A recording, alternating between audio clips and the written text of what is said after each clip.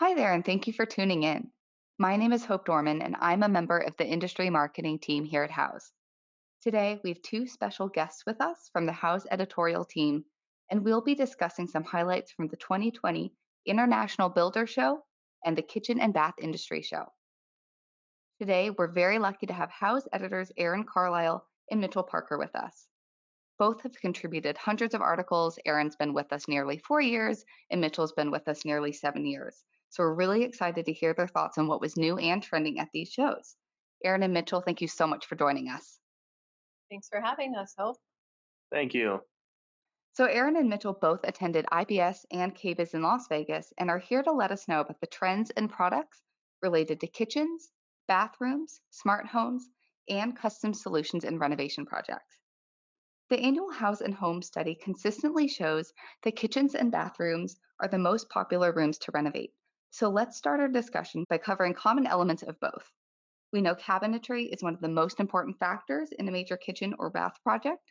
So, what did you see at the show in terms of cabinets that really stood out? Well, Hope, I took a look at cabinets, and as we know from our house research, white is by far the most popular color for both bathrooms and kitchen cabinets. And a lot of the cabinet manufacturers did have white on display, but many booths also displayed sort of emerging, interesting colors. And one big trend we saw at the show was dark cabinetry. We saw this with some cabinet manufacturers, for instance, Nobilia, which is out of Germany, had a black kitchen featured right at the front of its booth. And several of the more design forward appliance brands also showed darker cabinets. So we saw black and charcoal grays, and we also saw blue and green. And those colors often we see as maybe on the island or on parts of the kitchen, but in some of these booth vignettes, green or blue was used for the entire kitchen for a really beautiful look. So, it sounds like white is still here for 2020, but perhaps not quite as ubiquitous as in years past. I think these shows are an opportunity for the brands to really show what's up and coming. I talked with multiple cabinet manufacturers who were just like, we do 85% white shaker doors. And that's exactly what our house research shows. But these shows, are attended by all kinds of professionals and they like to see what's new. But anyway, there was blue, sand, green, gray, and wood is always on trend for cabinets. It's always been a popular finish, though not as popular in recent years as white. In terms of door style, we saw a lot of shaker and also flat front cabinetry. That makes sense. And in terms of things like countertops, what did you see there? Are we still seeing lots of white and gray? And is quartz still the top material choice? Yeah, I will say when it comes to countertops, quartz definitely reigns supreme. Um, I didn't really see any granite anywhere, though it could have been there, but definitely engineered quartz kind of stole the show. In terms of colors, it kind of aligns with what Aaron was saying about cabinetry color. There was definitely a lot of whites and neutrals to complement all the white cabinetry that's still remains popular. But many companies came out with dark collections as well. Caesar Stone, in fact, came out with their dark collection, um, literally called Dark Collection, and featured a lot of blacks. Constantino came out with several colors that were these dark, moody green and blue colored countertops, as well as Cambria for their new line of 20 different styles and colors included a really dark black with kind of gold veining in it that was really cool. Any kind of countertop booth you went to, you kind of saw a lot of people gathered around the dark colors, kind of oohing and awing over the dark colors. So that was really interesting to see. Yeah, I see the photos show that there are plenty of solid colored options. And like you said, seeing a shift away from just the white and the gray, more brown and black countertops. And I'm sure those pattern options can be quite polarizing. The marbled look is still kind of dominating the patterns in these engineered quartz countertops. What was interesting to see though was how far the details of the patterns have come over the years. You walk up to some of these countertops and you cannot tell that it's an engineered quartz product. The veining looks identical to marble veining. I did see two really interesting marbles. And as Mitchell said, yeah, there really wasn't any granite, but I saw two interesting marbles. One that was a pink marble with all sorts of colors in it, and then another one that was lavender. And I think they were both from Italy. And the company, I believe, was Francini. And those were their two sort of niche products. But everything else was just as Mitchell said, a pretty neutral engineered quartz.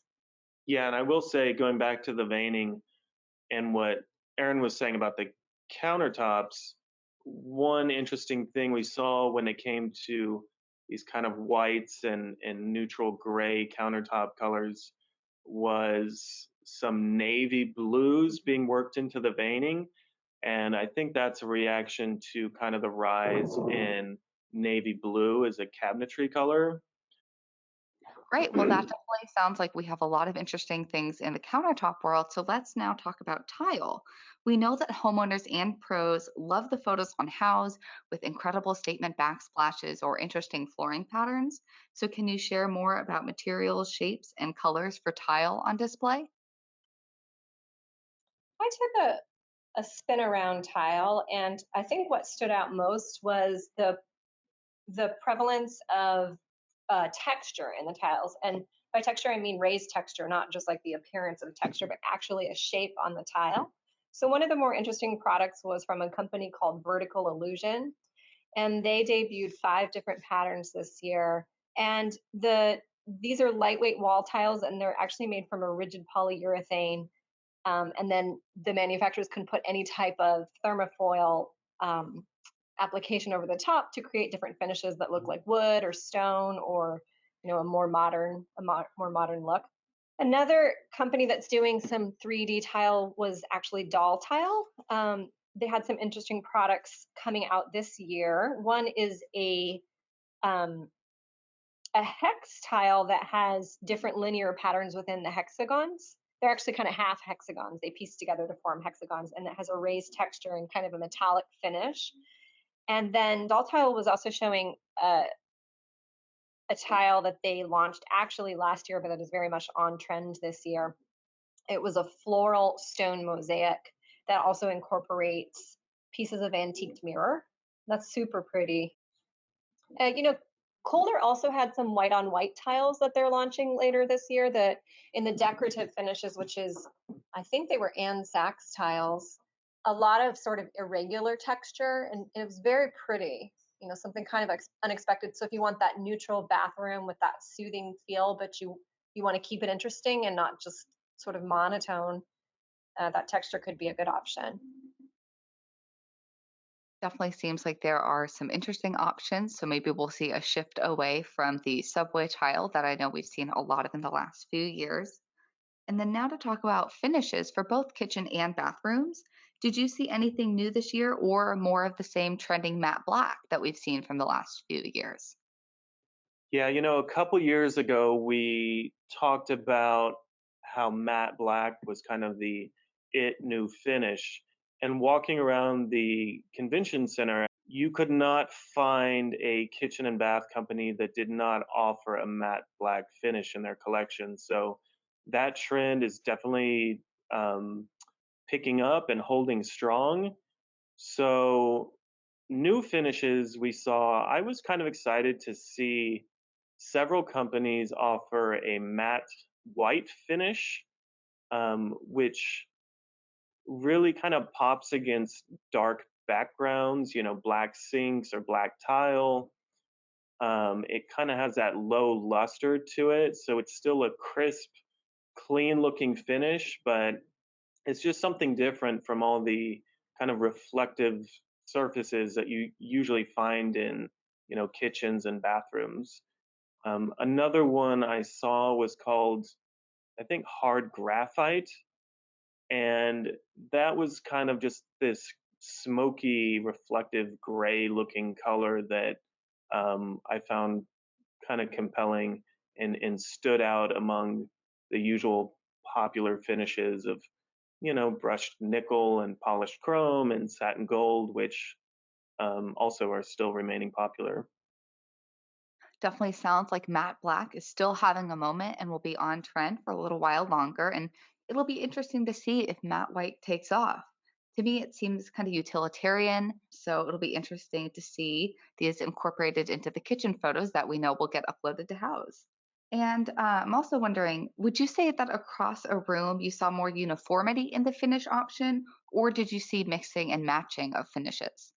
Definitely the latter. If you walk around the show and you talk to these representatives from all these kitchen and bath product brands, you start to hear key phrases and buzzwords come up again and again.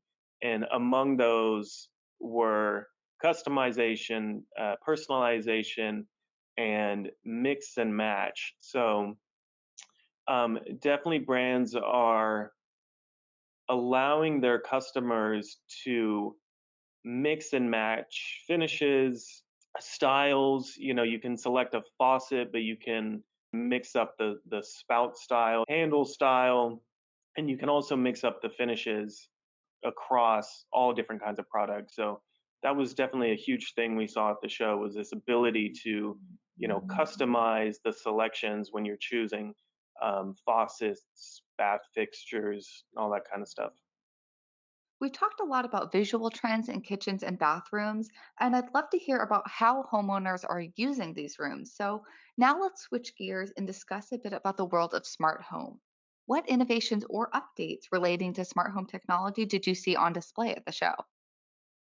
Well, smart home was a really big part of the show. And I would say that this year, it was a big part last year, but the manufacturers are continuing to make improvements. And I think that the way they're making improvements is really taking into account the way that people live.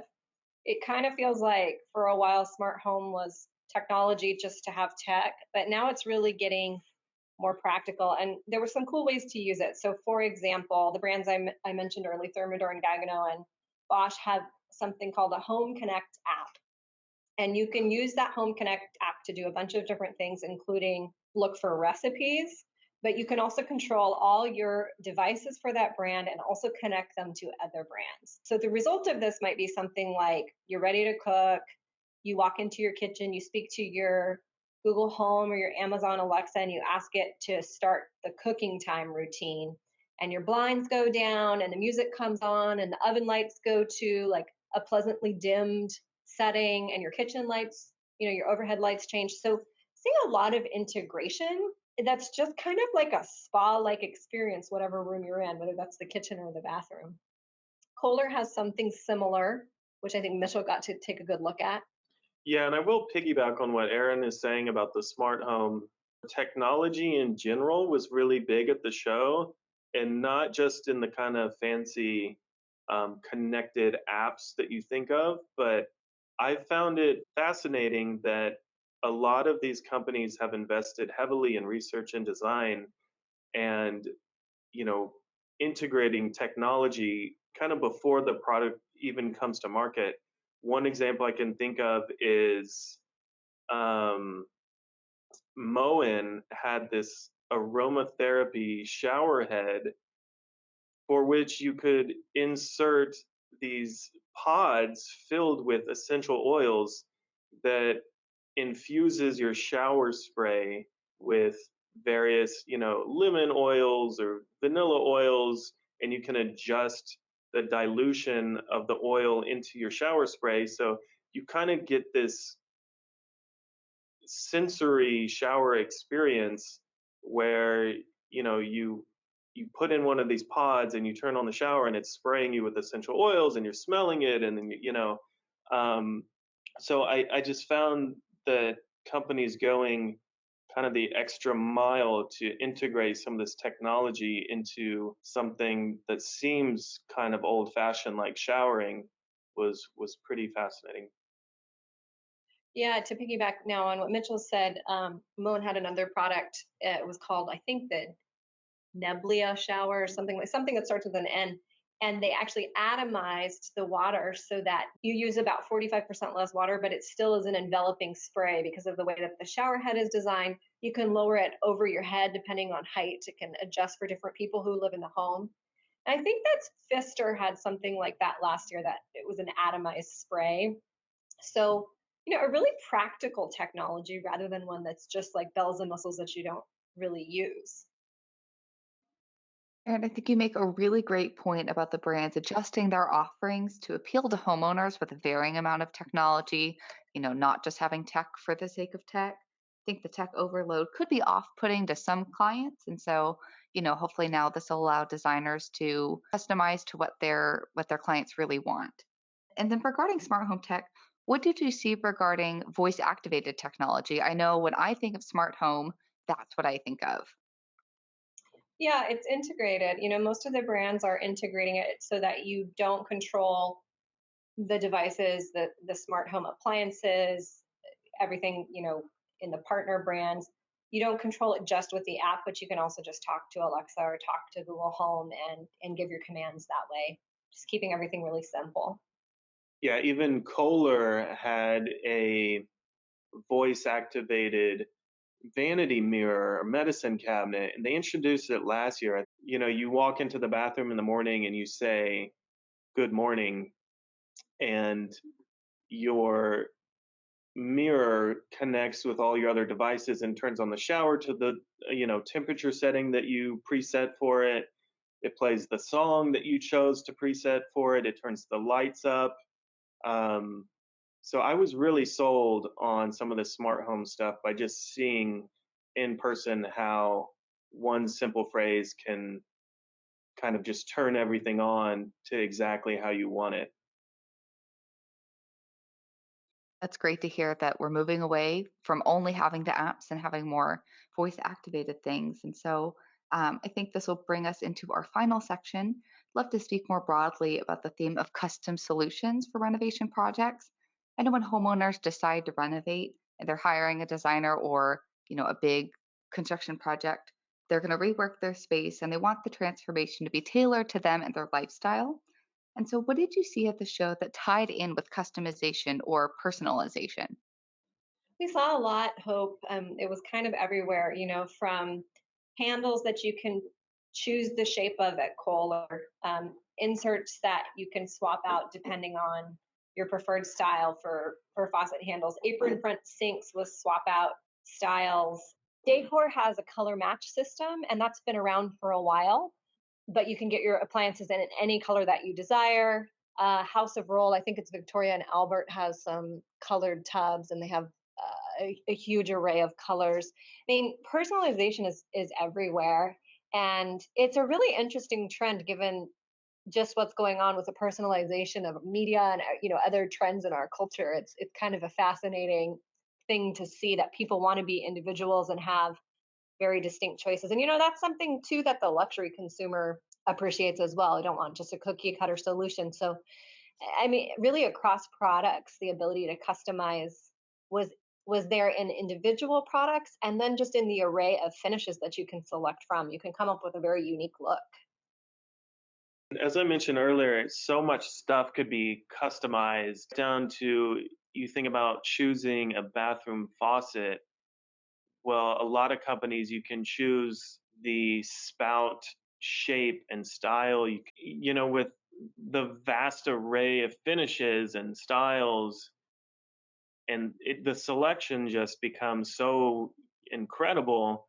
You can really see how a homeowner can choose from a specific bath collection and another homeowner can choose from the same bath collection, but because of the different options, no two are going to be alike, across the board. So I found that really um, interesting, but also a little overwhelming at times because there's so many more options. And um, I think that's probably where a designer will come in and kind of bring some calmness to all the noise and help homeowners really figure out what selections and finishes kind of coordinates within a particular space. I think those are some great examples of this overall trend of customization, whether it's that purple bathtub, the orange grab bar for aging in place, or that kitchen that's fit for entertaining. Designers and other renovation pros, as you said, have so many options for products that they can spec for their clients. They can deliver a really bespoke solution. And so, before we wrap up, do you have any other concluding thoughts about the show that you'd like to share with our listeners? Yeah, one more theme that I saw a lot of during the show. I stayed for the NKBA's State of the Industry report, and a big topic there was a critical need to help designers and building professionals find, hire, and train skilled labor. It's no secret that labor is at a shortage in the home design remodeling industry. So it was really cool to see the conversation around how this industry can train the next generation of skilled laborers and just what concepts can be implemented to attract a skilled labor workforce. They're implementing programs that dip all the way into middle school to educate young men and women on the industry and the options that are there for careers. And I found that really cool and interesting to see how they are tackling that challenge. Well, if I could add something, Hope, I got the chance to attend a seminar actually by House's own Liza Hausman and a designer called Wendy Glaser, who's based in California. And they led a continuing education credit on attracting the luxury client. So that was really interesting. And they talked about the importance of photos. Obviously, that's a huge. You can't. Wendy made the point that you can have $100,000 kitchen, but if your photos make it look like a $15,000 kitchen, that's not a really great marketing tool. So we'll be writing up that session down the road, and pros can find it in their pro newsletter, and hopefully it will have some good tips. Fantastic. Well, I think that is a great note to end on. So, Mitchell, Aaron, thank you so much for sharing your experience at the show. We know that not every pro can make it to every trade show, and with the scale of these shows, you don't even get to see everything. So, thank you so much for breaking it down and sharing your insights for the house professional community. Thanks, Hope. Thank you, Hope. And for our audience, thank you for tuning in, and we hope to meet you at a future trade show.